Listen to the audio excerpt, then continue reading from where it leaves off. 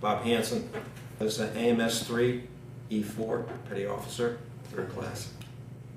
In high school, there was a small airport in my next town, and actually my father knew the person who owned the airport, Griswold, and always liked the airplanes, so I got a job in the summertime. I was like 15 years old. I went over to the airport and washed airplanes, pushed airplanes around. I actually was gassing, fueling the airplanes, getting them, preparing them for the engine for their 100-hour inspections and stuff.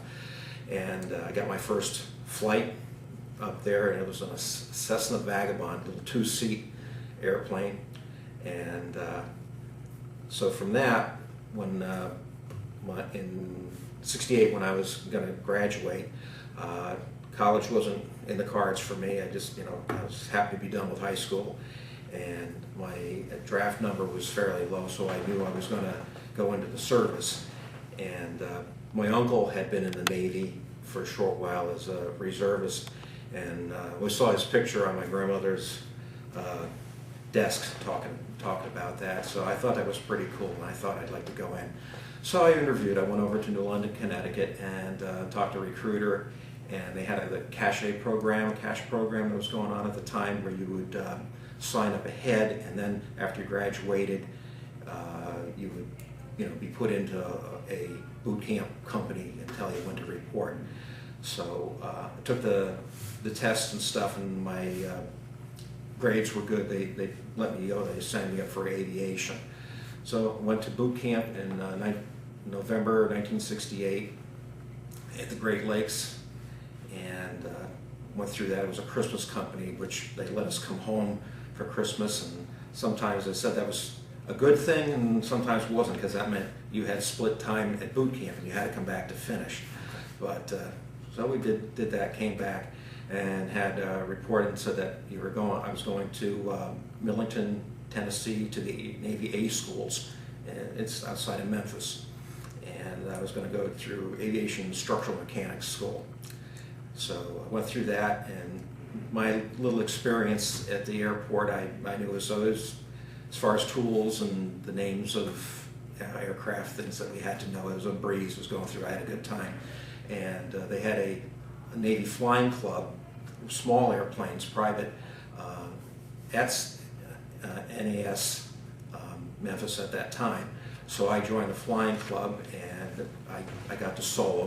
We flew Cessna 150s that we rented from a distributor, a sales place there.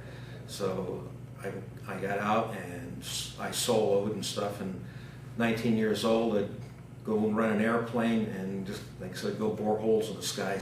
Took that plane off, flew out over Memphis, West Memphis, Arkansas, and 19 years old, it's just amazing. You fly an airplane. I'd write home to my mom and tell her, that I was doing this, and I'm thinking, oh man, this is the greatest thing. When she's at home, like, oh my God, my baby, what was he doing? But she never told me that she was scared or anything. So that was that. So went through schools, and then finally got orders, and I said, you're going to NES Cecil Field in Jacksonville, Florida. I said, I don't know where that is, but I guess I'll find out. That's pretty good. So first got to it was a training squadron for A7s, Corsairs.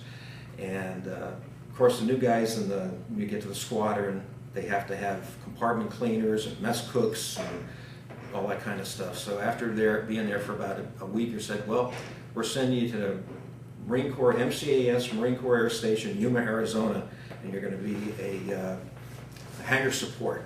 Go take care of cleaning up after they put me on a plane and with a detachment, because that was where we did our bombing practice for the pilots out in the desert. So flew us out there, like 10-hour flight on a little piston pounder Navy airplane, and I found out about Yuma, and it was very hot, but totally different from Connecticut.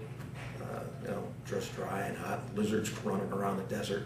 So I found out what my job was going to be, and after the pilots were done flying for the day, I would go in, sweep the sand out, empty the garbage cans, do a few other little things, and that was it. So I had for 2.5 months, I had a pretty good time there in Yuma. So that time was up, and I came back, and I said, okay, now I'm going to start working on airplanes and go in the shop. So I think I was there for about, a week or so, and they came to me and said, well, Hansen, we're sending you to the line division. I said, oh my gosh, the line division. I said, geez, I want to work on the aircraft and stuff. Said, no, you're going to be a plane captain. Okay, so I went to the line division and got introduced to the flight line and airplanes and all that stuff. And actually, I'm glad it worked out that way, because that's where the action was. Pilots coming and going, working on the airplanes. You got to go to the fuel pits, tow airplanes around, and it was interesting instead of just getting hydraulic fluid on you and trying to fix them instead. So I went through the training. Took a number of weeks to learn all the things that you had to do about sending out the airplanes and how much fuel and things you had to check, different things you had to service, engine oil, so forth. And finally I took my test and passed it, so I was a plane captain there. I was supposed to be there for a year. I got extended 2 times, so it wound up being 2 years in the squadron. And during that time, I made a couple deployments for carrier quals over at Pensacola. One time on the ship, and another time actually used Eglin Air Force Base, because Pensacola, I believe, was closed. They were working on it at that time. So our shore detachment det was at Eglin Air Force Base. And my husband was in the Air Force. He had gotten out, but they lived in Destin, Florida, close to Eglin. So while I was there on the det, in the evening I would go over and see cousin Nancy and her husband, and got to do a little visiting around there. So that was pretty good fun. And so my time in V-82 or VA-174 went along. I joined the flying club out at Hurlong Field, outside of Cecil Field, and got into a flying club there, soloed. Met a lieutenant that had just come back from Vietnam duty, and he was the instructor pilot at the flying club. So I got to know him. And after one day flying with him, he invited me to go out to his apartment. He said, "Oh, we're having a little party tonight, so why don't you come over?" And I said, "Sure." So I showed up at the apartment complex, and he brings me in, showing me the apartment and stuff. His motorcycle is in the dining room of the apartment where he worked on it, and beer can wall over there and stuff. So, oh, this is going to be pretty good. So he brings me in his room, showing me around. And I see an officer's cap and a sword hanging in his closet. And I said, "Hey, Bob, where'd you steal that from?" He said, "I didn't steal it." I said, "That's mine." I said, "Come on, you're kidding me." I said, "No, because I'm enlisted, right?" And he says, "No." I said, "You're an officer?" He says, "Yeah." I said, "Don't worry about that crap. You're here. Forget about all that stuff here. Just have a good time and stuff." So this was a good party. This was a 6-kegger to start off with. And I'm only 19, so I didn't have a whole lot of drinking experience at the time. But I had a great time. And the guy that he was rooming with, Ray Fish, had just come back. He was a lieutenant, had come back from a Vietnam tour of duty, and hit it off real well with him. Come to find out that his parents lived in Woodbridge, Connecticut, about 25, 30 miles from where I lived. I was going home on leave, and he said, "Hey, I'm driving home to go see Mom and Dad." He said, "Look, instead of paying for the airplane, save some money, drive with me. You can help me drive, and save some money." So I did. He made a career of the Navy, stayed in for 27 years, and I did the 4 years, got out, but I stayed in contact with him over the years. When he was in Virginia Beach and at Langley, we came down and visited him, and so that was a good time. So anyway, I had a great time while I was at Cecil.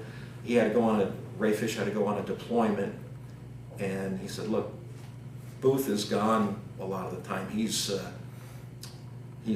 out on his motorcycle, he's flying airplanes, he's never around." I said, "Look, I want you to stay here and watch my stuff while I'm gone, kind of take care of it. I said, I don't charge you anything, I know you don't make much money, but you just stay here." So I stayed with him in his apartment, had a great time. I had a little Chevy drove back and forth to the base to jobs. It was just like, you know, a regular 40-hour-a-week type of job back and forth. And then at the apartment one evening, and the door opens up and Fish comes back in. I said, well, I guess it's back to the barracks for me. He says, well, I says, look, I can't send you, kick you out. I said, you can just stay here, because it wasn't long after that, you know, our deployments were changed, so they go out. So I stayed there with him. He had to transfer, and then eventually my time at Cecil, or at VA 174 was finished, and they sent me to the C Squadron, VA 82.